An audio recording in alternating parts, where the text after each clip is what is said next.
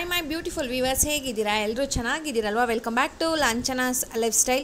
ಒಂದು ಮಾವಿನ ಹಣ್ಣು ಇದ್ದರೆ ಸಾಕು, ಮನೆ ಮಂದಿಗೆ ಆಗೋವಷ್ಟು ಮ್ಯಾಂಗೋ ಮಿಲ್ಕ್ ಶೇಕನ್ನು ಪ್ರಿಪೇರ್ ಮಾಡಿಬಿಡ್ಬೋದು. ಎಷ್ಟು ರುಚಿ ಅಂತ ಹೇಳ್ತೀರಾ? ವಾವ್, ಸಕ್ಕತ್ತಾಗಿರುತ್ತೆ. ಈಸಿ ಅಂದರೆ ಈಸಿಯಾಗಿ ಮಾಡ್ಬೋದು. ಬನ್ನಿ ಈ ಒಂದು ರೆಸಿಪಿಯನ್ನು ಹೇಗೆ ಮಾಡೋದು ಅಂತ ನೋಡ್ಕೊಂಡು ಬರೋಣವಾ.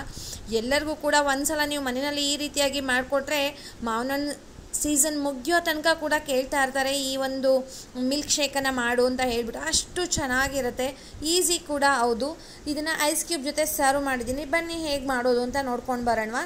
ಇಲ್ಲೊಂದು ಮಿಕ್ಸಿ ಜಾರ್ ತೊಗೊಂಡಿದ್ದೀನಿ. ನಾನಿಲ್ಲಿ ಪಲ್ಪ್ ಅಂತ ಹೇಳ್ತೀವಲ್ವ, ತಿರುಳು ಮಾವಿನ ಹಣ್ಣಿಂದು ಸಿಪ್ಪೆ ಎಲ್ಲ ತೆಗೆದುಬಿಟ್ಟು ಆ ಒಂದು ಪಲ್ಪನ್ನು ತೊಗೊಂಡಿದ್ದೀನಿ. ಒಂದು ಮಾವಿನ ಹಣ್ಣನ್ನು ತೊಗೊಂಡಿದ್ದೀನಿ, ಯಾವುದಾದ್ರೂ ಪರವಾಗಿಲ್ಲ. ಅದಕ್ಕೆ ಐಸ್ ಕ್ಯೂಬನ್ನು ಆ್ಯಡ್ ಮಾಡ್ತಾ ಇದ್ದೀನಿ. ಸ್ವಲ್ಪ ಏಲಕ್ಕಿ ಪುಡಿ. ಏಲಕ್ಕಿ ಪುಡಿನ ಮಾತ್ರ ಸ್ಕಿಪ್ ಮಾಡಬೇಡಿ ಸ್ನೇಹಿತರೆ, ತುಂಬ ಅಂದರೆ ತುಂಬ ರುಚಿಯಾಗಿರುತ್ತೆ.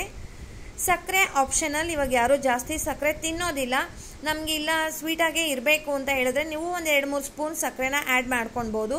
ನಾನಿಲ್ಲಿ ಕೋಲ್ಡ್ ಆಗಿರೋ ಅಂಥ ಫ್ರಿಡ್ಜ್ನಲ್ಲಿ ಇಟ್ಟಿದ್ದಂಥ ಹಾಲನ್ನು ಯೂಸ್ ಮಾಡ್ತಾ ಇದ್ದೀನಿ. ನಾನು ಹಸಿ ಹಾಲನ್ನೇ ಹಾಕ್ತಾ ಇದ್ದೀನಿ, ಪ್ಯಾಕೆಟ್ ಹಾಲನ್ನು. ಕಾಯಿಸಿರೋದು ಬೇಕಾದರೂ ಹಾಕ್ಬೋದು, ಏನು ಡಿಫ್ರೆನ್ಸ್ ಆಗೋದಿಲ್ಲ. ಇವಾಗ ನೀಟಾಗಿ ಇದನ್ನು ಫೈನಾಗಿ ಮಿಕ್ಸಿ ಮಾಡ್ಕೊಂಡು ಬರೋಣ. ನೋಡಿ, ಈ ರೀತಿಯಾಗಿರಬೇಕು. ಆ ಮಾವಿನ ಹಣ್ಣು ಸಿಗ್ತಾ ಇದ್ದರೆ ತುಂಬ ಚೆನ್ನಾಗಿರುತ್ತೆ ಅಲ್ಲಲ್ಲೇ ಬಾಯಿನಲ್ಲಿ. ಇದನ್ನು ಐಸ್ ಕ್ಯೂಬ್ ಜೊತೆ ಸರ್ವ್ ಮಾಡಿದೆ, ತುಂಬ ಚೆನ್ನಾಗಿರುತ್ತೆ. ಒಂದ್ಸಲ ಈ ರೀತಿಯಾಗಿ ಟ್ರೈ ಮಾಡಿ.